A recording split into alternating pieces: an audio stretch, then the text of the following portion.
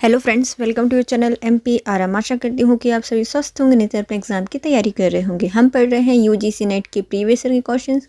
इसमें हम नवंबर 2017 का प्रश्न पत्र सॉल्व करेंगे। तो चलिए स्टार्ट करते हैं। यदि फ्रेंड्स आप हमारे चैनल पर नए हैं, अभी तक चैनल सब्सक्राइब नहीं किया है, तो यदि आपको वीडियो थोड़ा सा भी यूज़फुल लगता है तो वीडियो को लाइक कीजिए, कमेंट कीजिए, चैनल को सब्सक्राइब कीजिए और अपने प्यारे प्यारे फ्रेंड्स के साथ वीडियो को शेयर कीजिए। पहला प्रश्न है हमारा राजनीतिक सिद्धांत से। राजनीतिक सिद्धांत की शास्त्रीय परंपरा को जांच की एक साझा विचारधारा माना जाता है क्योंकि इसमें तर्क की शैली एवं तरीके में एकात्म होता है। परंपरागत राजनीतिक सिद्धांत मूल सापेक्ष या मूल्यों पर आधारित है। इसका दार्शनिक एवं वैचारिक दृष्टि से मूल्य, आदर्शों एवं लक्ष्यों से अवंचित संबंध होता है। राजनीतिक सिद्धांत की शास्त्रीय परंपरा को जांच की एक साझा विचारधारा माना जाता है क्योंकि इसमें तर्क की शैली एवं तरीके में एकात्म होता है। नेक्स्ट क्वेश्चन है, कथन और कारण बताने हैं। कथन कहता है कि इस तथ्य के बावजूद कि रॉल्स के सिद्धांत की प्रबल प्रक्रियागत विशेषताएं हैं, इसे सामाजिक न्याय में प्रमुख योगदान के रूप में भी देखा जा सकता है। तो पहला सही हो जाएगा। दूसरा तर्क कहता है कि वह साफ साफ बताते हैं कि समानता से सभी विचलनों की युक्ति संगत औचित्य की आवश्यकता है। ये भी सही हो जाएगा। और तर्क है वो कारण की सही व्याख्या कर रहा है। रॉल्स के उद्देश्य ऐसा समाज विकसित करना है जो कि हमारे समाज के मूल ढांचे को समझने में मदद करे। रॉल्स विभिन्न समाज के मध्य संपत्ति के वितरण के बारे में कुछ नहीं कहता, वरन अपना पूरा ध्यान समाज के अंदर संपत्ति के वितरण पर लगाता है। इस तथ्य के बावजूद के रॉल्स के सिद्धांत की प्रबल प्रक्रियागत विशेषताएं हैं, इसे सामाजिक न्याय में प्रमुख योगदान के रूप में देखा जा सकता है क्योंकि वह साफ साफ बताता है कि समानता सभी विचलनों की युक्ति संगत औचित्य की आवश्यकता है। रॉल्स ने थ्योरी ऑफ जस्टिस 1971 में न्याय का वितरणात्मक सिद्धांत दिया है। न्याय सिद्धांत के प्रतिस्थापन हेतु रॉल्स ने अज्ञानता के पर्दे की परिकल्पना की है। नेक्स्ट आते हैं, अभिसरण सिद्धांत में किसके बीच अभिसरण के उल्लेख किए जाते हैं। तो अभिसरण सिद्धांत में अभिसरण उल्लेख किए जाते हैं, यह उन्नत पूंजीवाद एवं विकसित समाजवाद में किया जाता है। अभिसरण सिद्धांत 1960 के दशक में कैलिफोर्निया विश्वविद्यालय के प्रयासों से लोकप्रिय हुआ। यह मूलतः विभिन्न समाजों के आर्थिक विकास और एक दूसरे पर डाले गए प्रभावों का अध्ययन करता है। अभिसरण सिद्धांत के अंतर्गत अभिसरण का उल्लेख उन्नत पूंजीवाद एवं विकसित समाजवाद के बीच किया गया है। नेक्स्ट आता है, राजनीतिक दार्शनिक से संबंधित प्रश्न बताइए। पहला प्रश्न है, किसने शास्त्रीय परंपरा का उल्लेख एपिक थ्योरी के रूप में किया है। तो एपिक थ्योरी के रूप में किया है सेल्डन वॉलिन ने। सेल्डन वॉलिन एक अमेरिकी राजनीतिक सिद्धांतकार और तुलनात्मक राजनीति के लेखक हैं। इन्होंने 1969 में प्रकाशित अपने एक निबंध political theory as a vocation में इन्होंने शास्त्रीय परंपरा का उल्लेख एपिक थ्योरी के रूप में किया है। नेक्स्ट आते हैं, सूची 1 को सूची 2 से मिलाइए, अवधारणा और उनकी चिंतक बताइए। पहला दिया गया है मौन सहमति, ये संबंधित है लॉक से। स्वयं से संबंधित एवं दूसरों से संबंधित कार्य, ये दिया गया है वेंथम के द्वारा। नकारात्मक एवं सकारात्मक स्वतंत्रता, ये वर्लिन के द्वारा दी गई है। और सुव्यवस्थित समाज का उल्लेख किया गया है रॉल्स के द्वारा। मौन सहमति दी गई है लॉक के द्वारा। स्वयं से संबंधित, दूसरों से संबंधित कार्य, ये वेंथम के द्वारा दिए गए हैं। नकारात्मक एवं सकारात्मक स्वतंत्रता वर्लिन ने दी है। और सुव्यवस्थित समाज का उल्लेख रॉल्स के द्वारा किया गया है। यह आकांक्षा किसने व्यक्त की है कि मार्क्स के सर्वहारा वर्ग की तानाशाही, सर्वहारा वर्ग पर तानाशाही हो जाती है। ये कहा है बुकनिन के द्वारा। मिखाइल बुकनिन एक रूसी राजनीतिक विज्ञानी हैं। मार्क्स की आलोचना करते हुए यह आकांक्षा व्यक्त करते हैं कि मार्क्स के सर्वहारा वर्ग की तानाशाही सर्वहारा वर्ग पर तानाशाही हो जाती है। गॉड एंड द स्टेट 1882 में, स्टैटिज्म एंड अनार्की 1873 और Marxism freedom and the state 1867 to 1872 आदि इनकी चर्चित कृतियां हैं। नेक्स्ट आते हैं, कथन और तर्क बताइए। लेनिन की शक्ति पर क्रांतिकारी कब्जा होना आकस्मिक शासन परिवर्तन के समान है तथा यह मार्क्सवादी को नकारता है, तो पहला सही हो जाएगा। दूसरा, मार्क्स का विचार है कि कम्युनिस्ट पार्टी शांतिपूर्ण ढंग से शक्ति हाथ में ले लेगी, तो ये गलत हो जाएगा। पहला सही है, दूसरा गलत हो जाएगा। यह कथन सत्य है कि लेनिन का शक्ति पर क्रांतिकारी कब्जा होना आकस्मिक शासन परिवर्तन के समान है तथा यह मार्क्सवाद के मूल स्वरूप को नकारता है, क्योंकि यह कथन असत्य है कि मार्क्स का विचार है कि कम्युनिस्ट पार्टी शांतिपूर्ण ढंग से शक्ति हथिया लेंगी। मार्क्स पूंजीवाद के दमन के लिए सर्वहारा वर्ग का हिंसात्मक होना उचित मानता है। नेक्स्ट आते हैं, निम्नलिखित में से किसकी क्रांतिकारी भूमिका पर बल देना माओ का सर्वाधिक मौलिक योगदान था, तो ये है कृषक वर्ग का। माओ ने मार्क्सवाद को चीन का राष्ट्रीय स्वरूप प्रदान किया है। वह कुछ मामलों में मार्क्स एवं लेनिन से भिन्न है। चीन में जो किसान हैं उनकी बहुलता है। माओ ने कृषक वर्ग की भावनाओं को समझा और उनकी क्रांतिकारी भावनाओं का संचार किया। नेक्स्ट आते हैं, निम्नलिखित में से इस विचार पर संदेह प्रकट किया गया है कि लॉक गौरवपूर्ण क्रांति के समर्थक थे, तो ये एशक्राफ्ट के द्वारा व्यक्त किया गया है। रिचर्ड एशक्राफ्ट एक अमेरिकी राजनीतिक विज्ञानी हैं। अपनी पुस्तक revolutionary politics and Locke's two treatises of government 1986 में इन्होंने इस विचार पर संदेह प्रकट किया है कि लॉक गौरवपूर्ण क्रांति के समर्थक हैं। नेक्स्ट आते हैं, कौन सा राजनीतिक चिंतक अरस्तु के विचारों को पूरी तरह अस्वीकार करता है, तो ये हो जाएंगे हॉब्स। इन्होंने अरस्तु के विचारों को पूरी तरह से अस्वीकार किया है। हॉब्स और अरस्तु के अधिकतर राजनीतिक विचार परस्पर विपरीत हैं। अरस्तु राज्य के स्वायवीय सिद्धांत को मानते हैं एवं आज्ञात्मक पद्धति का प्रयोग करते हैं। यह राज्य का परिवार की तरह एक स्वाभाविक संस्था मानते हैं, जबकि हॉब्स यांत्रिक भौतिकवादी यह अणुओं को सर्वाधिक महत्व देते हुए विश्व को यांत्रिक बनाते हैं। यह राज्य को स्वभावतः निर्मित न मानकर संविदावादी सिद्धांत प्रस्तुत करते हैं। इस प्रकार हॉब अरस्तु के विचारों को पूरी तरह अस्वीकार करते हैं। नेक्स्ट आते हैं, किसने रूसो को अधिनायकवादी लोकतंत्री बताया है, तो ये हो जाएंगे जैकब टॉलमॉन। घोर व्यक्तिवाद से प्रारंभ होकर रूसो के दर्शन की परिगति समष्टिवाद में होती है। स्वतंत्रता एवं जनतंत्र का पुजारी होते हुए भी वह रोबेस्पियर जैसे निरंकुशवादियों का आदर्श बन जाते हैं। अंतर्विरोधी एवं विरोधाभास के कारण इनके दर्शन का स्वरूप विवादास्पद रहा है। यही कारण है कि जैकब टॉलमॉन ने अपनी पुस्तक the origin of totalitarian democracy 1952 में रूसो का अधिनायकवादी लोकतंत्री कहा गया है। नेक्स्ट आते हैं, सूची 1 को सूची 2 से मिलाइए। मार्क्स की रचनाएं और उनके विषय बताइए।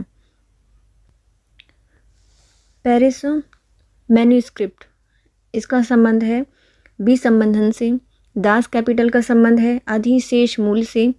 18th बेमियर ऑफ लुई बोनापार्ट का संबंध है राज्य की अपेक्षिक स्वायत्तता से। और critique of the Gotha program, इनका संबंध है सर्वहारा वर्ग की तानाशाही से। पेरिस मैन्युस्क्रिप्ट्स, इनका संबंध है बी संबंधन से। दास कैपिटल का संबंध है अधिशेष मूल से।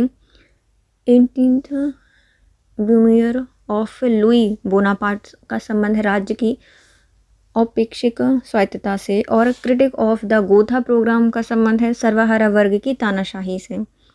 नेक्स्ट आते हैं, निम्नलिखित में से क्या मैकियावेली के राजनीतिक सिद्धांतों के बारे में सही है, बताइए। तो जो मैकियावेली का राजनीतिक सिद्धांत है ये बताता है कि इसमें प्राचीन रोम को देवत्व प्रदान किया गया था, तो पहला सही हो जाएगा। दूसरा, इसमें जो इतिहास है इसके व्यापक रूप में प्रयोग किया गया ताकि शासन कला सीखी जा सके, तो ये भी सही हो जाएगा। नेक्स्ट है, राजा या शासक की सफलता हेतु निजी सेना की आवश्यकता बताई गई है, तो ये भी सही है। इटली की नैतिक पतन हेतु धर्म को दोषी बताया गया है, तो ये गलत हो जाएगा। प्रसिद्ध यूरोपियन राजनीतिक चिंतन मैकियावेली शासन कला के तमाम सिद्धांत सहित अन्य राजनीतिक सिद्धांतों का विशद वर्णन करते हैं। The art of war and the Prince इनकी प्रमुख रचनाएं हैं। मैकियावेली के राजनीतिक सिद्धांत में प्राचीन रोम को देवत्व प्रदान किया गया है। इसमें इतिहास का व्यापक रूप से प्रयोग किया गया है ताकि शासन कला सीखी जा सके। नेक्स्ट आते हैं, गांधी ने स्वयं को किस रूप में बताया है? तो गांधी जी हैं, इन्होंने स्वयं को दार्शनिक रूप से अराजकतावादी बताया है। गांधी अपनी पुस्तक हिंद स्वराज जो कि 1908 में लिखी गई थी, खुद को दार्शनिक रूप से अराजकतावादी के रूप में प्रस्तुत करते हैं। नेक्स्ट आते हैं, तुलनात्मक राजनीति एवं विश्व के प्रमुख संविधान से संबंधित प्रश्न। पहला है, निम्नलिखित में से कौन तुलनात्मक पद्धति में अरस्तु के योगदान के संबंध में सही है? तो अरस्तु का योगदान है तात्कालीन विद्यमान राजनीतिक प्रणालियों का अध्ययन करते हैं वो, और राजनीति के एक अनुभाविक विज्ञान का भी विकास करते हैं। यूनानी विचारक अरस्तु को राजनीतिक विज्ञानी का जनक माना जाता है। अरस्तु ने तात्कालीन 158 नगर राज्यों के संविधान का तुलनात्मक अध्ययन किया। आगमनात्मक पद्धति का प्रयोग करके अरस्तु ने राजनीतिक विज्ञान को एक अनुभाविक विज्ञान के रूप में विकास करने का प्रयत्न किया है। नेक्स्ट आते हैं, नव संस्थावाद बल देता है। जो नव संस्थावाद है वो संस्थाओं पर ना कि व्यक्तियों पर। जहाँ संस्थावाद व्यक्ति और समाज कल्याण के लिए तथा शांति कायम रखने के लिए व्यक्तियों पर विशेष बल देता है, वहीं पर नव संस्थावाद संस्थानों पर अधिक ध्यान देता है। नेक्स्ट आते हैं, ईस्टर्न ने वर्ष 1969 में राजनीति विज्ञान में किस प्रकार अपने प्रचंड संशोधन का वर्णन किया है? तो इन्होंने वास्तविक क्रांति के रूप में अपने प्रचंड संशोधन का वर्णन किया है। राजनीतिक व्यवहार के अध्ययन में व्यवहारवाद, राजनीति और उनकी संरचनाओं, प्रक्रियाओं आदि के बारे में वैज्ञानिक व्याख्या प्रस्तुत करने का प्रयास करते हैं। व्यवहारवाद की सबसे बड़ी कमी यह है कि इसमें राजनीति विज्ञान को प्राकृतिक विज्ञान बनाने पर जोर देती है। इनकी कमियों को दूर करने के लिए ईस्टर्न ने 1969 में राजनीति विज्ञान में अपने प्रचंड संशोधन का वर्णन वास्तविक क्रांति के रूप में किया है। नेक्स्ट आते हैं, ग्रेट ब्रिटेन के आलिखित संविधान के विकास में मुख्य क्या कारण थे? तो मुख्य इनके कारण थे, ब्रिटेन में सामान्य कानून परंपरा। ब्रिटेन का कोई मूल संवैधानिक दस्तावेज अर्थात संविधान नहीं है। ग्रेट ब्रिटेन में आलिखित संविधान के विकास का मुख्य कारण ब्रिटेन में सामान्य कानून परंपरा है।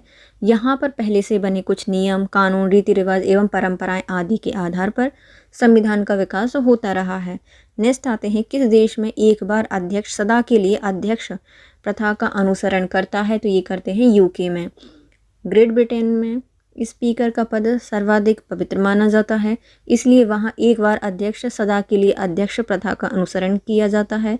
स्पीकर प्रायः दलगत भावना से परे रहकर अपनी जिम्मेदारियों का निर्वहन करते हैं। नेक्स्ट आते हैं, उच्चतम न्यायालय द्वारा न्यायिक पुनरीक्षा के अधिकार को सर्वप्रथम कहाँ स्थापित किया गया था? तो ये सबसे पहले अपनाए गए थे यूएसए में।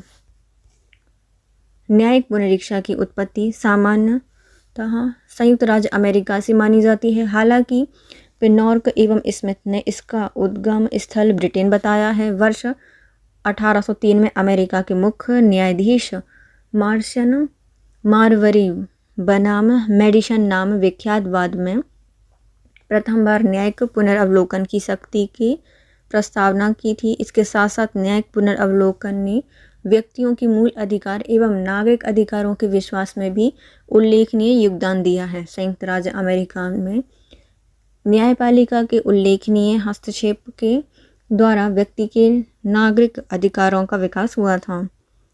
नेक्स्ट आते हैं, निम्नलिखित में से किस देश में न्यायपालिका के उल्लेखनीय हस्तक्षेप द्वारा व्यक्ति के नागरिक अधिकारों का विकास हुआ है? तो ये हुआ है यूएसए में। नेक्स्ट क्वेश्चन है, सूची 1 को सूची 2 से मिलाइए। निर्वाचन प्रणाली और उनके देश बताइए। पहला दिया गया है first past the post system, इसका संबंध है यूएसए से। नेक्स्ट आते हैं, द्वितीय मतदान प्रणाली, इसको सेकंड बैलेट सिस्टम कहा जाता है, इसका संबंध है फ्रांस से। नेक्स्ट आते हैं, वैकल्पिक मत प्रणाली, इसका संबंध ऑस्ट्रेलिया से है। और अतिरिक्त सदस्य प्रणाली का संबंध है जर्मनी से। First past the post system USA से संबंधित है। द्वितीय मतदान प्रणाली सेकंड वैलिड सिस्टम फ्रांस से संबंधित है। वैकल्पिक मत प्रणाली ऑस्ट्रेलिया से है और अतिरिक्त सदस्य प्रणाली ये जर्मनी से आती है। नेक्स्ट आते हैं, कथन और कारण बताइए। गठन कहता है कि 1950 के दशक में विकास के सिद्धांत अर्थात व्यवहारवाद एक सार्वभौमिक रूप से स्वीकृत प्रतिमान के रूप में कभी विकसित नहीं हो पाया क्योंकि वे स्थानीय रूप से सीमित रह गए थे। तो पहला सही हो जाएगा। दूसरा, उनका उद्भव शीत युद्ध के दौरान हुआ था तथा परिणाम स्वरूप पक्षपातपूर्ण थे। तो ये भी सही हो जाएगा। और अतर्क कारण की यह कथन की सही व्याख्या करता है। दोनों सही हो जाएंगे। 1950 के दशक में विकास के सिद्धांत एवं व्यवहारवाद एक सार्वभौमिक रूप से स्वीकृत प्रतिमान के रूप में कभी विकसित नहीं हो पाया क्योंकि वे स्थानीय रूप से सीमित रह गए थे। इनका उद्भव शीत युद्ध के दौरान हुआ और परिणाम स्वरूप पक्षपातपूर्ण था। वह सार्वभौमिक रूप से इसलिए भी धारण नहीं किया जा गया क्योंकि यह राजनीतिक विज्ञान को प्राकृतिक विज्ञान के नक्शे कदम पर चलने का प्रयास करने लगे थे। नेक्स्ट आते हैं, निम्नलिखित में से कौन नौकरशाही सिद्धांत के आलोचक हैं? तो नौकरशाही सिद्धांत के आलोचक माने जाते हैं टॉलकाट, पर्सन, माइकल कोजियर, रॉबर्ट पेस्थस और F.W. रिंग्स।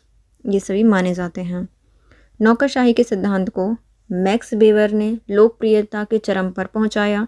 नौकरशाही सिद्धांत के कई आलोचक भी रहे हैं जैसे कि टॉलकाट, पर्सन, माइकल कोजियर, रॉबर्ट पेस्थस और F.W. रिंग्स आदि। जैसे कोजियर के अनुसार नौकरशाही ऐसा संगठन है जो अपनी गलतियों को सीखकर अपना व्यवहार दुरुस्त नहीं कर सकता। रिंग्स के अनुसार विकासशील देशों के अध्ययन में नौकरशाही का मॉडल प्रासंगिक नहीं है और लॉर्ड हेवल्ट ने नौकरशाही को नई तानाशाही, नवीन निरंकुशता एवं थॉमस कलाई महाद्वीपीय जंजाल कहते हैं। नेक्स्ट आते हैं राजनीतिक अवधारणा से संबंधित प्रश्न। पहला है, हॉब्स के लिए केंद्र बिंदु सत्ता है ना कि अधिकार। क्यों? व्यक्तियों के बीच सहमति जुटाना कठिन है क्योंकि हॉब्स के लिए केंद्र बिंदु सत्ता है ना कि अधिकार। हॉब्स का लेवियाथन सर्वशक्तिमान है। इन्होंने मानव स्वभाव संबंधी विचार के द्वारा यह स्थापित करते हैं कि सामाजिक समझौते में मनुष्य ने अपनी समस्त शक्तियाँ और अधिकार लेवियाथन को सौंप चुके थे। हॉब्स के विचारों में मनुष्य स्वभाव से धूर्त, ईर्ष्यालु एवं लालची होता है, अतः व्यक्तियों के बीच सहमति जुटाना कठिन है। नेक्स्ट आते हैं उदारवादी राजनीतिक अर्थव्यवस्था की आवश्यकता रूपरेखा प्रदान की गई है। तो ये स्मिथ के द्वारा प्रदान की गई है अर्थव्यवस्था की आवश्यक रूपरेखा। एडम स्मिथ को आधुनिक अर्थव्यवस्था के निर्माताओं के रूप में जाना जाता है। द वेल्थ ऑफ नेशन 1776 में उनकी सर्वाधिक चर्चित कृति है। स्मिथ ने ही उदारवादी राजनीतिक अर्थव्यवस्था की आवश्यक रूपरेखा प्रदान की है। एडम स्मिथ 1729 से 1790 को अर्थशास्त्र के पितामह भी कहे जाते हैं। नेक्स्ट आते हैं राजनीतिक समाजीकरण का संबंध किससे है? तो राजनीतिक समाजीकरण का संबंध राजनीतिक विचारों की निर्माण प्रक्रिया से संबंधित है। राजनीतिक समाजीकरण वह प्रक्रिया है जिसके द्वारा राजनीतिक संस्कृतियों का अनुसरण और उनकी परिवर्तन किए जाते हैं। समाजीकरण के माध्यम से व्यक्तियों को राजनीतिक संस्कृतियों में सम्मिलित किया जाता है ताकि राजनीतिक प्रयत्नों के प्रति उनके अभिविन्यास का निर्माण किया जा सके। इस प्रकार राजनीतिक समाजीकरण का संबंध राजनीतिक विचारों के निर्माण प्रक्रिया से है। नेक्स्ट आते हैं जन भागीदारी संस्कृति संबंधित है। जन भागीदारी संस्कृति का संबंध है तात्कालीन साम्यवादी शासन से। जन भागीदारी संस्कृति तात्कालीन साम्यवादी शासन से संबंधित है। यह मूलतः 19वीं सदी पर प्रकाश में आई थी। जन भागीदारी संस्कृति उपभोक्तावादी संस्कृति के विरोधाभास स्वरूप उत्पन्न हुई। यह ऐसी संस्कृति की बात करते हैं जिसमें कोई व्यक्ति सिर्फ उपभोक्ता भर नहीं है बल्कि सहभागी भी होता है। यह कथन किसका है कि राजनीतिक विविधता तथा संघर्ष के बारे में है तथा अभाव इसके अस्तित्व का आवश्यक तत्व है। ये कहा गया था लॉसवेल के द्वारा। लॉसवेल जो कि 1902 से 1978 तक अमेरिकी राजनीतिक वैज्ञानिक थे। इनका प्रसिद्ध कथन है कि राजनीति विविधता और संघर्ष के बारे में है और अभाव इसके अस्तित्व का आवश्यक तत्व है। इसने politics who gets what when how 1926 नामक पुस्तक लिखी है। नेक्स्ट आते हैं हंटिंगटन आधुनिकीकरण सिद्धांत के आलोचक हैं क्योंकि इस सिद्धांत में ध्यान नहीं रखा गया की परंपरा समाज में अनेक स्पर्धी मूल प्रणाली एवं संस्कृति की उपस्थिति का। सैमुअल पी हैटिंगटन, जो कि 1927 से 2008 तक रहे हैं, एक अमेरिकी राजनीतिक वैज्ञानिक सलाहकार हैं। Political order in changing societies 1968 और द क्लैश ऑफ सिविलाइजेशन 1996 आदि इनकी सुप्रसिद्ध कृतियां हैं। हैटिंगटन आधुनिकीकरण सिद्धांतों के आलोचक हैं, क्योंकि पारंपरिक समाज में अनेक स्पर्धी मूल प्रणाली एवं संस्कृति की उपस्थिति का ध्यान नहीं रखा गया है। नेक्स्ट आते हैं, निम्नलिखित में से किसने अभिजनवाद को एक आर्थिक उपागम प्रदान किया है? तो ये वर्नहम के द्वारा। जेम्स वर्नहम ने अपनी चर्चित कृति द मैनेजियल रिवोल्यूशंस 1941 में अभिजनवाद को एक आर्थिक उपागम प्रदान किया है। वर्नहम बताते हैं या बताने का प्रयास किया है कि किस प्रकार समाजवाद की स्थापना का एकमात्र परिणाम यह हुआ है कि इन देशों में समस्त वास्तविक शक्तियां एक अभिजन वर्ग के हाथों में केंद्रित हो गई हैं। नेक्स्ट आते हैं, भारतीय संविधान से संबंधित प्रश्न। निम्नलिखित में से भारतीय संविधान का लक्ष्य अखंड जाल में गुंफित 3 विशिष्ट तत्वों के रूप में राष्ट्रीय एकता, लोकतंत्र एवं समाज क्रांति लक्ष्य त्रय को प्राप्त करना है। तो ये गेनविल ऑस्टिन के द्वारा कहा गया है। गेनविल ऑस्टिन ने भारतीय संविधान पर व्यापक शोध किया है। इस संबंध में the constitutions of India, corner stone of the nation 1968 इनकी प्रसिद्ध रचनाएं हैं। ऑस्टिन के अनुसार भारतीय संविधान का लक्ष्य अखंड जाल में अंतर्गुप्त 3 विशिष्ट तत्वों के रूप में राष्ट्रीय एकता, लोकतंत्र एवं सामाजिक क्रांति की लक्ष्य त्रय को प्राप्त करना है। नेक्स्ट आते हैं, निम्नलिखित में से कौन से आधार भारतीय संविधान के अनुच्छेद 19 के अंतर्गत स्वतंत्रता का उपयोग करने पर राज्य द्वारा युक्तियुक्त निर्बंधन की परिधि में आते हैं? तो इसमें आते हैं राज्य की सुरक्षा, लोक व्यवस्था, शिष्टाचार और सदाचार एवं न्यायालय की अवमानना।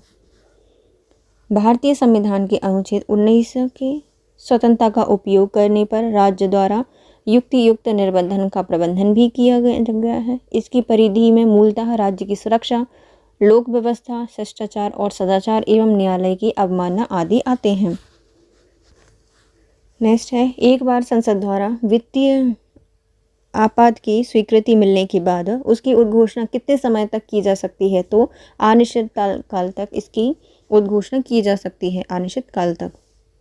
भारतीय संविधान का अनुच्छेद 360 वित्तीय आपात के बारे में बात करता है। एक बार संसद की स्वीकृति मिलने के बाद इसकी उद्घोषणा अनिश्चित काल तक की जा सकती है। ध्यान मतलब है कि भारत में अभी तक कभी भी वित्तीय आपातकाल नहीं लगाया गया है।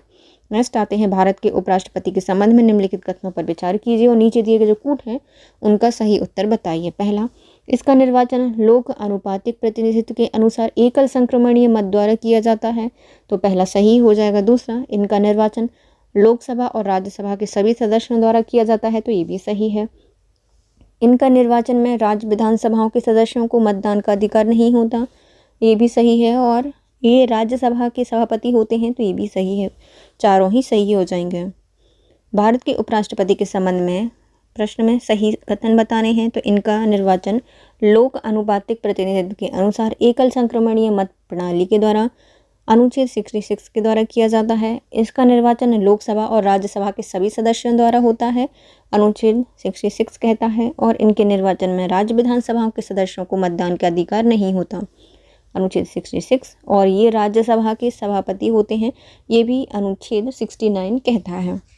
नेक्स्ट आते हैं, निम्नलिखित मामलों को उनके कालक्रमिक रूप से व्यवस्थित कीजिए और नीचे दिए गए जो कूट है उसको सही जमाइए। सबसे पहले एडीएम जबलपुर बनाम शिवकांत शुक्ला का केस हुआ। उसके बाद बंधुआ मुक्ति मोर्चा बनाम भारत संघ, फिर ASC मेहता बनाम भारत संघ का केस हुआ। और सबसे लास्ट में होता है वाल्को कर्मचारी संघ बनाम भारत संघ। पहले होता है ADM बनाम शिवकांत शुक्ला केस जो कि 1975 में हुआ। नेक्स्ट होता है बधुआ मुक्ति मोर्चा बनाम भारत संघ, ये 1985 में हुआ। और MC मेहता बनाम भारत संघ 1984। और बालको कर्मचारी संघ बनाम भारत संघ का केस उसके बाद में हुआ। नेक्स्ट क्वेश्चन है निम्नलिखित में से किन सिद्धांतों की उत्पत्ति अनुच्छेद 356 के संबंध में मुंबई मामले में दिए गए फैसले से हुई है। नीचे दिए गए कोड को चुनकर सही बताइए। तो पहला, अनुच्छेद 356 के अंतर्गत जारी की गई उद्घोषणा न्यायिक पुनरीक्षण के अधीन होती है, तो पहला सही हो जाएगा। दूसरा, राज्य विधानसभा को उद्घोषणा जारी किए जाने के बाद तुरंत भंग नहीं किया जाना चाहिए, तो ये भी सही हो जाएगा।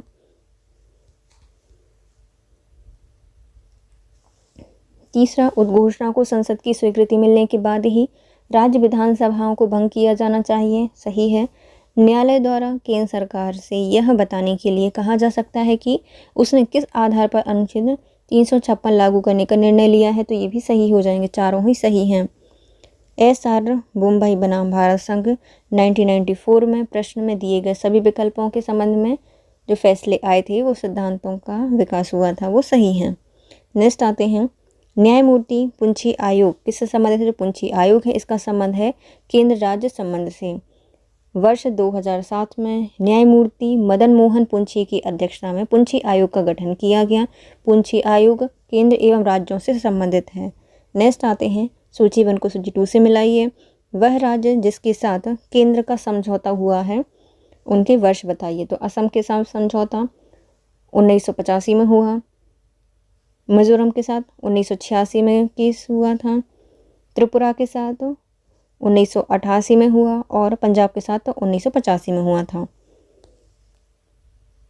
असम के साथ 1985 में समझौता हुआ, मिजोरम के साथ 1986, त्रिपुरा के साथ 1988 और पंजाब के साथ 1985 में।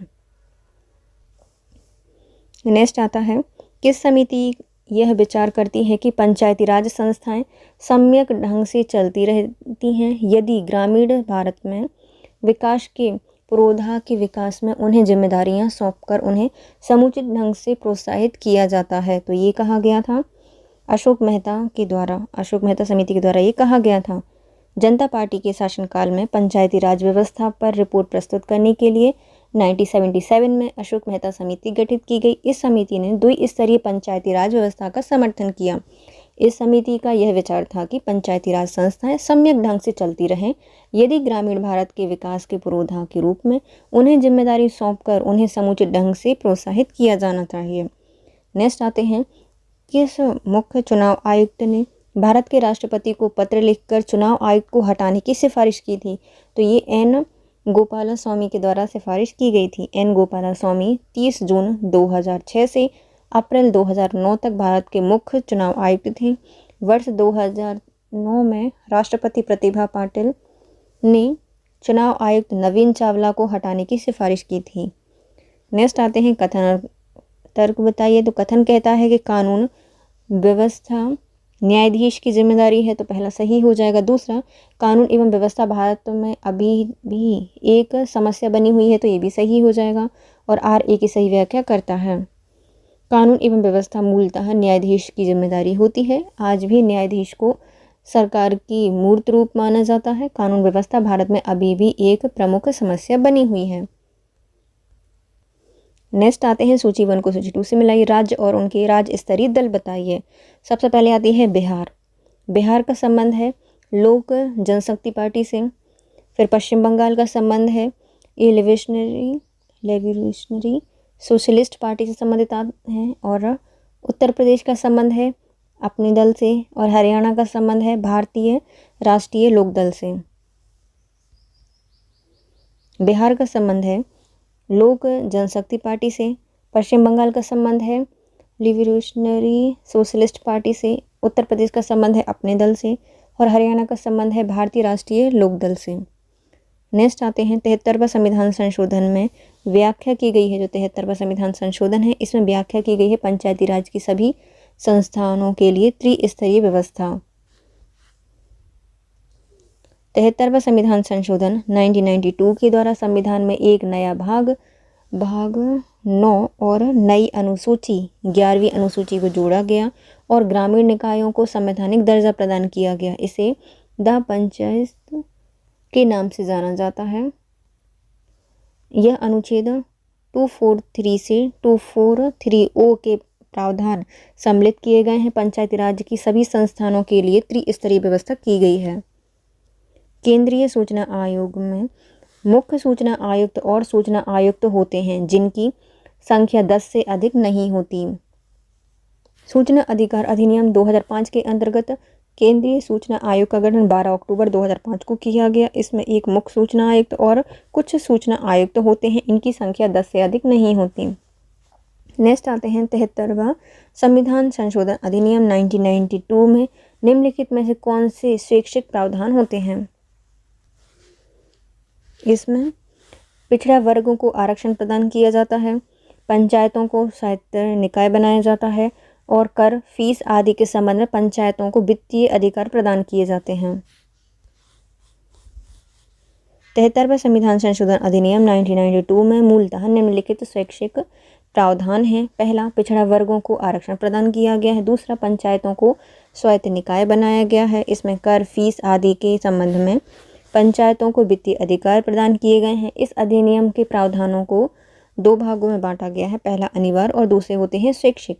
स्वैच्छिक प्रावधानों को राज्य के निर्देश अनुसार सम्मिलित किया जाता है, जबकि जो अनिवार्य नियम है इसमें पंचायती राज पद्धति शामिल की जाती है। नेक्स्ट आते हैं सूची 1 को सूची 2 से मिलाइए। पहले आते हैं होता समिति। होता समिति का संबंध है सिविल सेवा में सुधार से। संतानम समिति, इनका संबंध है भ्रष्टाचार की रोकथाम से। सरकारी आयोग, ये केंद्र और राज्य के संबंध को बताते हैं। और जो यशपाल समिति है इसका संबंध है उच्च शिक्षा में सुधार से। होता समिति 2002 से 2004 में आई थी, सिविल सेवा में सुधार करती हैं। संतानम समिति 1962 में आई, भ्रष्टाचार की रोकथाम करती है। सरकारी आयोग 1983 में आया, केंद्र और राज्य के संबंध को बताता है। और यशपाल समिति 1992 में आई थी, उच्च शिक्षा में सुधार से संबंधित है। नेक्स्ट है भारतीय शासन और उनके प्रमुख मुद्दों से संबंधित प्रश्न। सूची 1 को सूची 2 से मिलाइए। दबाव समूहों का प्रकार और दबाव समूह का नाम बताइए। सबसे पहले पारंपरिक सामाजिक संरचना पर आधारित ये दिए गए हैं।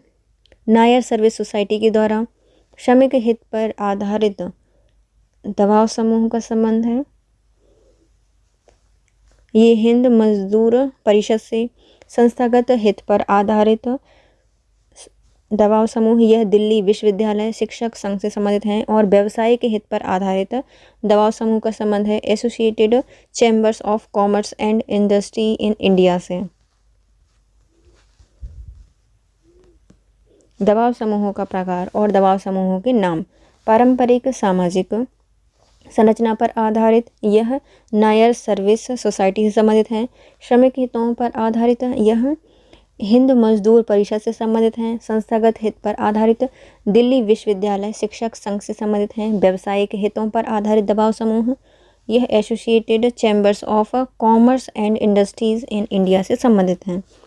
नेक्स्ट आते हैं निम्नलिखित में से भारत में राष्ट्र निर्माण की प्रमुख समस्या कौन सी है? नीचे दिए गए कूट में सही चयन कीजिए। तो सबसे पहले आते हैं इसमें निर्धनता, निरक्षरता, भ्रष्टाचार और आतंकवाद। ये राष्ट्र के निर्माण में प्रमुख समस्याएं हैं। भारत में राष्ट्र निर्माण के संबंध में जो मूलतः निर्धनता, निरक्षरता, भ्रष्टाचार, आतंकवाद की प्रमुख समस्याएं विद्यमान हैं। नेक्स्ट आते हैं सूचना का अधिकार अधिनियम के बारे में। निम्नलिखित में से कौन सा कथन सही नहीं है बताइए। सूचना का अधिकार अधिनियम 12 अक्टूबर 2005 को लागू किया गया था, तो पहला सही हो जाएगा। दूसरा, सूचना की स्वतंत्रता अधिनियम 2002 में निरस्त कर दिया गया था, तो ये भी सही है। सूचना की स्वतंत्रता 2002 में निरस्त कर दी गई थी। शासकीय गोपनीयता अधिनियम 1923 को भी निरस्त कर दिया गया है, तो ये गलत हो जाएगा। चौथा है केंद्रीय सूचना आयोग एवं राज्य सूचना आयोगों को गठित किया गया है इसमें, तो ये सही हो जाएगा। भारत में सूचना का अधिकार अधिनियम 12 अक्टूबर 2005 को लागू किया गया था। इसके तहत सूचना की स्वतंत्रता अधिनियम 2002 में निरस्त कर दी गई। किंतु जो शासकीय गोपनीयता अधिनियम 1923 है इसको निरस्त नहीं किया गया था। इसका मूल उद्देश्य यह सुनिश्चित करना था कि देश की अखंडता और एकता को अक्षुण्ण रखने के लिए जिन बातों का गुप्त रहना आवश्यक है उन्हें गुप्त ही रखा जाए। नेक्स्ट आते हैं लोक प्रशासन से संबंधित प्रश्न बताइए। पहला है निम्नलिखित में से कौन से सुधार प्रतिमान हैं जिनकी पीटर्स ने परंपरागत लोक प्रशासन के विकल्प के रूप में पहचान की है। तो बाजार प्रतिमान, भागीदारी आधारित राज्य प्रतिमान, नम्य सरकार प्रतिमान और अनियमित सरकार प्रतिमान।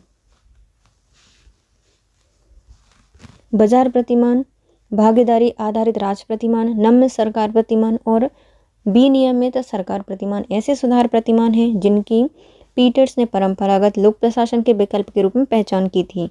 नेक्स्ट आते हैं निम्नलिखित प्रशासनिक चिंतकों को उनके कालक्रम में व्यवस्थित कीजिए। सबसे पहले आते हैं ब्लोबी, उसके बाद आते हैं MP फॉलेट, फिर रॉबर्ट डहल और फोर्थ आते हैं FW रिंग्स। ब्लोबी जो कि 1867 से 1960 तक रहे हैं और MP फॉलेट 1869 से मतलब 1868 से 1933 तक रहे हैं। रॉबर्ट डहल 1915 से 2014 तक रहे हैं और FW रिंग्स इनका संबंध 1917 से 2008 तक रहा है। नेक्स्ट आते हैं निम्नलिखित में से किसने विभागीय संगठन के लिए 4P फॉर्मूला दिया है। तो ये दिया गया है लूथर गुलिक के द्वारा। लूथर गुलिक की विभागीकरण के सिद्धांत 4P फॉर्मूला के नाम से जाने जाते हैं। इसके अंतर्गत इन्होंने विभागीकरण के 4 अधिकारों की पहचान की है। संक्षेप में 4 के अंतर्गत आते हैं पर्पस अर्थात प्रयोजन, प्रोसेस प्रक्रिया, पर्सन व्यक्ति और प्लेस अर्थात स्थान। नेक्स्ट आते हैं कथन और कारण बताइए। कथन कहता है कि हर्बर्ट साइमन ने संगठन के शास्त्रीय सिद्धांत की एक मशीन प्रतिमान सिद्धांत के रूप में खिल्ली उड़ाई है। तो पहला सही हो जाएगा। दूसरा, शास्त्रीयतावादी संगठन के औपचारिक संरचनात्मक भाग के प्रति अत्यंत तल्लीन रहते हैं और वह मानव कारकों की कीमत कर सकते हैं। तो ये भी सही हो जाएगा। दोनों सही है और आर्य की सही व्याख्या करता है। हर्बर्ट साइमन ने शास्त्रीय सिद्धांतों की एक मशीनी प्रतिमान सिद्धांत के रूप में खिल्ली उड़ाई है क्योंकि शास्त्रीयतावादी संगठन के औपचारिक संगठनात्मक भाग के प्रति अति तल्लीन रहते हैं और वे मानव कारकों की कीमत पर कर सकते हैं। साइमन की सर्वाधिक चर्चित कृति एडमिनिस्ट्रेटिव बिहेवियर 1947 में आई थी। नेक्स्ट आते हैं निम्नलिखित में से किसने कहा था कि विकास प्रशासन एक कार्य उन्मुखी एवं उद्देश्य उन्मुखी प्रशासनिक व्यवस्था है। ये कहा गया था एडवर्ड विडनर ने। विकास प्रशासन की अवधारणा लोक प्रशासन में 1950 के दशक में प्रकट हुई। इसे विशिष्ट कोटि के लोक प्रशासन की संज्ञा दी जाती है। विकास प्रशासन की पहली स्पष्ट अवधारणा देने का श्रेय एडवर्ड विडनर को दिया जाता है। इन्होंने डेवलपमेंट एडमिनिस्ट्रेशंस नामक पुस्तक लिखी है। विकास प्रशासन शब्द का प्रयोग सर्वप्रथम भारतीय विद्वान UL Goswami the structures of development administrations in India 1955 नामक पुस्तक में किया गया था। नेक्स्ट आते हैं उच्च पद पर पदोन्नति में सम्मिलित होता है। जो उच्च पद में पदोन्नति में सम्मिलित किया जाता है, पद में परिवर्तन, वेतन में परिवर्तन, कर्तव्यों में परिवर्तन और उत्तरदायित्व में परिवर्तन, चारों ही सही हो जाएंगे। किसी संगठन में किसी कर्मचारी का पद बदलकर उससे ऊपर वाला पद देना पद की पदोन्नति कहलाता है। यह पद उन्नति में पद के में परिवर्तन, वेतन में परिवर्तन, कर्तव्य में परिवर्तन और उत्तरदायित्व में परिवर्तन सम्मिलित होते हैं। नेक्स्ट आते हैं यह कौन सी प्रक्रिया है जिसके द्वारा एक चयनित उम्मीदवार को नियुक्ति के लिए बुलाया भेजा जाता है। तो ये होता है प्रमाणीकरण। प्रमाणीकरण वह प्रक्रिया है जिसके द्वारा एक चयनित उम्मीदवार को नियुक्ति के लिए बुलावा भेजा जाता है। प्रमाणीकरण लोक सेवा की भर्ती प्रक्रिया के अंतिम कार्य में होता है। नेक्स्ट आते हैं जो नीति का बचाव होता है निम्नलिखित में से किसका कार्य होता है। जो नीति का बचाव है ये किया जाता है लाइन एजेंसी के द्वारा।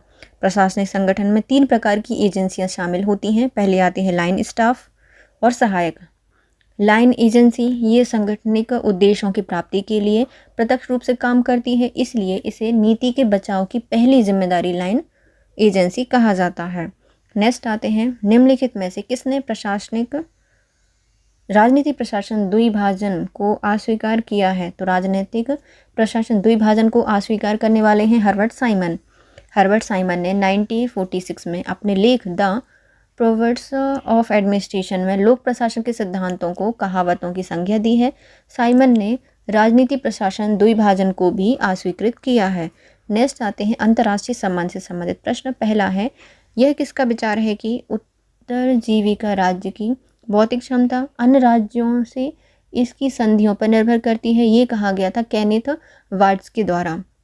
नव यथार्थवादी एवं संरचनात्मक यथार्थवादी केनेथ वार्ड्स ने अपनी पुस्तक थ्योरी ऑफ इंटरनेशनल पॉलिटिक्स में यथार्थवाद के लिए उन्नत विकास का विवरण किया है। वाल्स का मानना है कि संरचना के प्रभाव को राज्य के व्यवहार को समझने के रूप में जाना जाता है।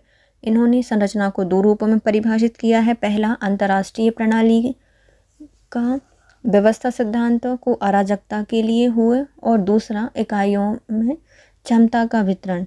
वाल्स का विचार था कि उत्तरजीविका राज्य की भौतिक क्षमता एवं अन्य राज्यों से इसकी संधियों पर निर्भर करती है। नेक्स्ट आते हैं, निम्नलिखित कथनों पर विचार कीजिए और सही बताइए। तो पहला, नव यथार्थवाद और नव उदारवाद तर्क बुद्धिवादी उपागम है, तो पहला सही हो जाएगा। दूसरा, नव यथार्थवाद और नारीवाद अनुचिंतनवादी उपागम है, तो ये गलत है। उत्तर संरचनावाद और नव उदारवाद तर्क बुद्धिजीवी उपागम है, तो ये भी गलत हो जाएगा।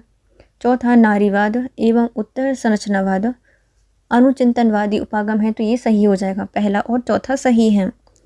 नव यथार्थवाद और नव उदारवाद तर्क बुद्धिवादी उपागम है, जबकि नारीवाद और उत्तर संरचनावाद अनुचिंतनवादी उपागम है। तर्क बुद्धिवादी मानते हैं कि ज्ञान का सामान्य एवं आवश्यक स्वरूप तर्क बुद्धि से हासिल किया जा सकता है। नेक्स्ट आते हैं, निम्नलिखित में कौन सा कथन नम्य शक्ति के बारे में सही है, बताइए। पहला, नम्य शक्ति का उपयोग राज्यकर्ताओं द्वारा किया जाता है, तो पहला सही हो जाएगा। दूसरा, नम्य शक्तियों का प्रयोग गैर राजकर्ताओं द्वारा किया जाता है, तो ये भी सही है। और जो नम्य शक्तियाँ होती हैं, शक्तियों का दूसरा फलक है, तो ये भी सही हो जाएगा। तीनों ही सही हैं। अंतर्राष्ट्रीय राजनीति में सहयोग और किसी प्रकार के आकर्षण के द्वारा वांछित परिणाम प्राप्त करने की क्षमता सौम्य शक्ति या मृदु शक्ति या नम्य शक्ति कहलाती है। यह अवधारणा का विकास जोसेफ नाई ने 1990 में अपनी पुस्तक वाउंड टू लीड में किया था। नम्य शक्ति का प्रयोग राजकर्ताओं द्वारा किया जाता है। इसका प्रयोग गैर राजकर्ताओं द्वारा भी किया जा सकता है। नम्य शक्ति का दूसरा फलक है। नेक्स्ट आते हैं, निम्नलिखित में से कौन कांट के सिद्धांतों का प्रभाव नहीं है जो युद्ध पर नियंत्रण के रूप में कार्य करता है? तो ये कांट के प्रभाव के अंतर्गत आते हैं। लोकतंत्र अन्य लोकतंत्रों के विरुद्ध बल का प्रयोग करने से परहेज कर देगा, तो पहला सही है। दूसरा, आर्थिक रूप से महत्वपूर्ण व्यापार शांतिपूर्ण संबंधों को बनाए रखने में प्रोत्साहन का निर्माण करता है, तो ये भी सही है। वैश्विक नागरिक समाज स्वयं प्रयास करते हैं, तो ये गलत हो जाएगा। और अंतर्राष्ट्रीय संगठन शक्ति को बढ़ावा देकर निर्णय निर्माताओं को निर्मित कर सकता है, तो ये भी सही हो जाएगा। सी गलत है। अंतर्राष्ट्रीय राजनीति के क्षेत्र में इमैनुएल कांट की सर्वाधिक महत्वपूर्ण एवं चर्चित कृति द पीस 1795 में आई थी। Perpetual piece. कांट युद्ध एवं शांति के संदर्भ में व्यापक अध्ययन करते हैं एवं स्थायी शक्ति स्थापित करने की बात करते हैं। कांट की मान्यता है कि लोकतंत्र अन्य लोकतंत्रों के विरुद्ध बल प्रयोग करने से परहेज करेगा। आर्थिक रूप से महत्वपूर्ण व्यापार शांतिपूर्ण संबंधों को बनाए रखने में प्रोत्साहन का निर्माण करेगा और अंतर्राष्ट्रीय संगठन शांति को बढ़ावा देकर निर्णय निर्माताओं को नियंत्रित कर सकता है। नेक्स्ट आते हैं, संघर्ष, हिंसा एवं शांति के बारे में जोहान गाल्टुंग के प्रतिमानों के बारे में गलत कथन पर विचार कीजिए। तो इन्होंने सुझाव दिया था कि संघर्ष को परस्पर विरोध, मनोवृत्ति और व्यवहार के त्रिकोण के रूप में देखा जा सकता है, तो पहला सही हो जाएगा। और इन्होंने शांति निर्माण एवं शांति स्थापना एवं शांति की रक्षा की चर्चा की है, तो ये भी सही हो जाएगा। नॉर्वे के समाजशास्त्री एवं गणितज्ञ सिद्धांतकार जोहान गाल्टुंग ने संघर्ष हिंसा एवं शक्ति के ऊपर कई किताबें लिखी हैं। इन्होंने peace by peaceful means 1996, pioneer of peace research 2013 में, चूज पीस 1995 में, सर्चिंग ऑफ पीस 2000 में लिखी हैं। इन्होंने सुझाव दिया था कि संघर्ष को परस्पर विरोध, मनोवृत्ति एवं व्यवहार के त्रिकोण के रूप में रखा जा सकता है। इन्होंने प्रत्यक्ष युद्ध, सम एवं अंतरा राज्य युद्ध की व्याख्या की है। नेक्स्ट आते हैं, निम्नलिखित में से कौन सा युग्म सम्मिलित नहीं है, बताइए। पहला है वर्ल्ड ऑफ ग्लोबल सिक्योरिटी, यह विश्व समुदाय अर्थात मानव जाति से संबंधित है।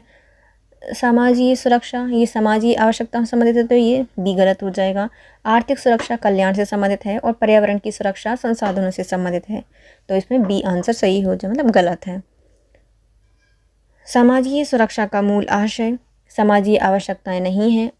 जो अंतर्राष्ट्रीय श्रम संगठन के अनुसार वह सुरक्षा जो कि समाज उचित संगठनों के माध्यम से अपने समुदाय के साथ गठित होने वाली कुछ घटनाओं जोखिमों से बचाव के लिए प्रस्तुत करता है, सामाजिक सुरक्षा है। ये जोखिम रोग, मातृत्व एवं अयोग्यता, वृद्धावस्था और मृत्यु हैं। नेक्स्ट आते हैं, संयुक्त राष्ट्र संघ के संदर्भ में भारत की भूमिका के विषय में निम्नलिखित कथनों पर विचार कीजिए और इनमें से कौन सा कथन सत्य है, बताइए। पहला, भारत संयुक्त राष्ट्र लोकतंत्र निधि का प्रमुख अंशदाता है, तो पहला सही हो जाएगा। वर्ष 1945 में सैन फ्रांसिस्को सम्मेलन में भारतीय प्रतिनिधिमंडल का नेतृत्व विजय लक्ष्मी पंडित ने किया था, तो ये गलत हो जाएगा। वर्ष 2001 में भारत ने अंतर्राष्ट्रीय आतंकवाद पर एक सम्मेलन के व्यापक प्रारूप का मार्ग प्रशस्त किया था, तो ये भी गलत है। भारत ने अन्य देशों के साथ चरणबद्ध तरीके से परमाणु हथियारों को समाप्त करने का कार्य योजना 1996 से 2020 में प्रस्तुत की थी, तो ये भी सही हो जाएगा। पहला और चौथा सही है। संयुक्त राष्ट्र संघ की स्थापना 24 अक्टूबर 1945 को संयुक्त राष्ट्र अधिकार पत्र 50 देशों के हस्ताक्षर होने के साथ हुई थी। भारत इसका संस्थापक सदस्य राष्ट्र है। भारत संयुक्त राष्ट्र लोकतंत्र निधि का प्रमुख अंशदाता है। भारत ने अन्य देशों के साथ चरणबद्ध तरीके से परमाणु हथियारों को समाप्त करने की कार्य योजना 1996 से 2020 में प्रस्तुत की है। नेक्स्ट आते हैं, नीचे दिए गए हैं कथन कारण, बताइए। कथन कहता है कि राज्य किसी भी संप्रभु राज्य के रूप में विद्यमान है, तो पहला सही हो जाएगा। दूसरा, वैश्वीकरण में से वेस्टफेलियन राज्य प्रणाली कमजोर हुई, तो ये भी सही है। दोनों सही हैं, लेकिन आगे की सही व्याख्या नहीं करता। राज्य अभी भी संप्रभु राज्य के रूप में विद्यमान है, हालांकि वैश्वीकरण से वेस्टफेलियन राज्य प्रणाली कमजोर हुई है। दूसरा कथन भी सही हो जाएगा। इसमें दोनों आर और ई सही है, लेकिन आर ए की सही व्याख्या नहीं करता। नेक्स्ट आते हैं, सूची 1 को सूची 2 से मिलाइए। पहले आते हैं वार्सेनौर समझौता। वार्सेनौर समझौता है, यह परमाणु हथियारों एवं प्रौद्योगिकी के दोहरे प्रयोग का निर्यात एवं नियंत्रण से संबंधित है। नेक्स्ट आते हैं, ऑस्ट्रेलिया समूह का संबंध है रासायनिक एवं जैविक हथियारों के प्रसार को रोकने से। नेक्स्ट आते हैं, न्यूक्लियर सप्लायर ग्रुप, इनका संबंध है परमाणु हथियारों को अप्रसार करने से। और जो प्रक्षेपास्त्र प्रौद्योगिकी नियंत्रण व्यवस्था है, इसका संबंध है सामूहिक विनाश करने वाले हथियारों की सुपुर्दगी हेतु प्रणाली का अप्रसार करना। इसका ए सही आंसर हो जाएगा। पहले आते हैं, वेसेनौर समझौता, जो कि 1996 में पारंपरिक हथियार एवं प्रौद्योगिकी के दोहरे प्रयोग का निर्यात एवं नियंत्रण करता है। दूसरा, ऑस्ट्रेलिया समूह, जो कि 1985 में रासायनिक एवं जैविक हथियारों के प्रसार को रोकता है। न्यूक्लियर सप्लायर ग्रुप 1974 में परमाणु हथियारों का अप्रसार करता है। और MTCR 1987 में सामूहिक विनाश करने वाले हथियारों की सुपुर्दगी हेतु परमाणु ये जो प्रणाली है उसका अप्रसार करते हैं। नेक्स्ट आते हैं, निम्नलिखित में से कौन सा कथन असत्य है, बताइए। न्यू डेवलपमेंट बैंक ब्रिक्स राष्ट्रों द्वारा स्थापित एक बहुपक्षीय विकास बैंक है, तो पहला सही हो जाएगा। दूसरा, आसियान इंफ्रास्ट्रक्चर इन्वेस्टमेंट बैंक चीन के प्रयासों से स्थापित किया गया था, तो ये भी सही है। विश्व व्यापार संगठन WTO अन्य देशों को सर्वाधिक अन्य विकसित देशों की मान्यता प्रदान करते हैं और इन्हें संयुक्त राष्ट्र संघ ने ऐसे नमोदिष्ट किया है, तो ये भी सही हो जाएगा। चौथा, अंतर्राष्ट्रीय वित्त निगम विकासशील देशों में राजनीतिक जोखिम बीमा प्रदान करता है और निजी क्षेत्रों के विकास को प्रोत्साहन प्रदान करता है, तो ये गलत हो जाएगा। पहले तीनों सही हैं, चौथा गलत हो जाएगा। अंतर्राष्ट्रीय बिल निगम की स्थापना 20 जुलाई 1956 को की गई थी। इसका मुख्यालय वॉशिंगटन डीसी में है। यह संयुक्त राष्ट्र का विशिष्ट अभिकरण है। अंतर्राष्ट्रीय वित्त निगम विश्व बैंक के क्रियाकलापों से अपना सहयोग प्रदान करता है। इससे कम विकसित सदस्य देशों में उत्पादनशील निजी उद्योगों को प्रोत्साहन किया जा सकता है। यह स्वयं को विकासशील देशों में निजी क्षेत्र को परियोजनाओं के लिए प्रत्यक्ष वित्त के विशालतम स्रोत के रूप में स्थापित कर चुका है। नेक्स्ट है अंतर्राष्ट्रीय राजनीति एवं भारतीय परिप्रेक्ष्य से संबंधित प्रश्न। पहला है निम्नलिखित में से किसका प्रभाव भारत की परमाणु शक्ति निवारक पर है, तो यह कम संख्या एवं निवारण करने की क्षमता से संबंधित है। परमाणु क्षमता एवं परमाणु शक्ति प्रयोग के मामले में भारत विश्व का एक जिम्मेदार राष्ट्र बन गया है। भारत की परमाणु शक्ति निवारण पर कम संख्या एवं निवारण करने की क्षमता का प्रभाव है। नेक्स्ट आते हैं भारत की राष्ट्रीय सुरक्षा परिषद NSCI के बारे में। निम्नलिखित कथनों पर विचार कीजिए और सही बताइए। पहले आता है, इसमें जो क्वेश्चन है इसको हटा दिया गया था, लेकिन आयोग ने इसका बी आंसर माना था, लेकिन क्वेश्चन ही गलत है, तो हम इसकी सीधी डिटेल पढ़ेंगे। भारत में राष्ट्रीय सुरक्षा परिषद की स्थापना 19 नवंबर 1998 में हुई थी। यह एक त्रिपक्षीय संगठन है। इसमें सामरिक नीति समूह, संयुक्त खुफिया समूह एवं राष्ट्रीय सुरक्षा परिषद बोर्ड सम्मिलित किया गया था। विदेश मंत्री, रक्षा मंत्री, गृह मंत्री, वित्त मंत्री एवं उपराष्ट्रीय सुरक्षा परिषद DNSA नीति आयोग के उपाध्यक्ष इसके सदस्य होते हैं। ब्रजेश मिश्र पहले राष्ट्रीय सुरक्षा सलाहकार थे एवं JN दीक्षित दूसरे राष्ट्रीय सुरक्षा सलाहकार थे। वर्तमान में अजीत डोभाल को लेकर कुल 5 सलाहकार सदस्य नियुक्त किए गए थे और KP सिंह सुरक्षा सलाहकार नहीं हैं। उपयुक्त में से कोई सा विकल्प भी सही नहीं था, लेकिन आयोग ने इसका आंसर बी माना था। नेक्स्ट आते निम्नलिखित में से कौन सा कथन असत्य है, बताइए। निम्नलिखित में से कौन सा कथन असत्य है ना। तो पहला आता है नीम राणा वार्ता, यह भारत चीन के संबंध के बारे में सही है, तो पहला क्या हो जाएगा, गलत हो जाएगा। दूसरा ओटावा वार्ता, यह भारत और पाकिस्तान के संबंध में सही है, तो ये सही है। सिगरीला वार्ता, यह भारत सिंगापुर राज्य के विषय से संबंधित है, तो ये गलत हो जाएगा। रायसीना वार्ता भू राजनीति एवं भू अर्थव्यवस्था के विषय में भारत का एक फ्लैगशिप सम्मेलन है, तो ये भी सही हो जाएगा। कौन कौन से गलत है, A और C गलत हो जाएंगे। नीम राणा वार्ता भारत चीन संबंध के विषय में ना होकर भारत पाकिस्तान के साथ ट्रक डिप्लोमेसी की शुरुआत है। इसकी शुरुआत 1991 से 1992 में हुई थी, जबकि जो सिंगरीला वार्ता है यह एक अंतर सरकारी सुरक्षा मंच है, जो कि एक स्वतंत्र think tank international institute of strategic studies सालाना आयोजित कराती है। इसमें 28 एशियाई प्रशांत देशों की रक्षा मंत्री, मंत्रालयों के स्थायी प्रमुख एवं अन्य प्रमुख शरीक होते हैं। नेक्स्ट आते हैं शरीक होते हैं।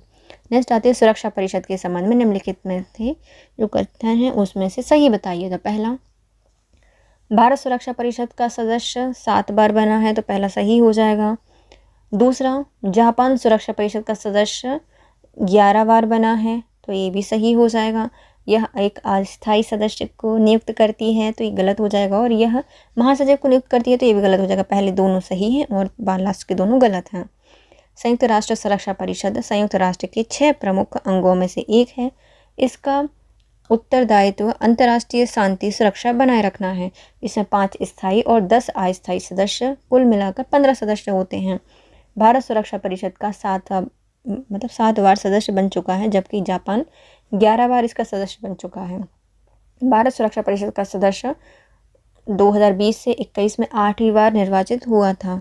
नेक्स्ट आते हैं विविध से संबंधित प्रश्न। नेक्स्ट आता है, पहला है निम्नलिखित में से कौन टूवर्ड्स इक्वलिटी रिपोर्ट का सदस्य नहीं है, तो इसमें सुशीला नायर इसकी सदस्य नहीं थी। लतिका सरकार, नीरा डोगरा और वीणा मजुमदार इसकी सदस्य थीं। भारत में महिलाओं की स्थिति जानने के लिए वर्ष 1974 में टूवर्ड्स इक्वलिटी रिपोर्ट के लिए समिति गठित की गई थी। इसके सदस्य लौतिका सरकार, नीरा डोगरा और वीणा मजुमदार थी। नेक्स्ट आता है सूची 1 को सूची 2 से मिलाइए, लेखक और उनके ग्रंथ बताइए। पहले आते हैं स्टीफन क्रैशर, इनका संबंध है इंटरनेशनल रिज्म से। जे रोजनबर्ग का संबंध है एम्पायर ऑफ सिविल सोसाइटी से। E.M. वुड का संबंध है एम्पायर ऑफ कैपिटल से। और बैरी बुजान का संबंध है from international to world society से। स्टीफन क्रैशर ये इंटरनेशनल रेजिम्स से संबंधित हैं जो कि 1983 में स्थापित किया गया था। जे रोजनबर्ग ये एम्पायर ऑफ सिविल सोसाइटी से आते हैं जो कि 1994 का है। E.M. वुड इनका संबंध है एम्पायर ऑफ कैपिटल 2003 में स्थापित किया गया था। और बेरी बुजान का संबंध है from international to world society 2004 में स्थापित की गई थी।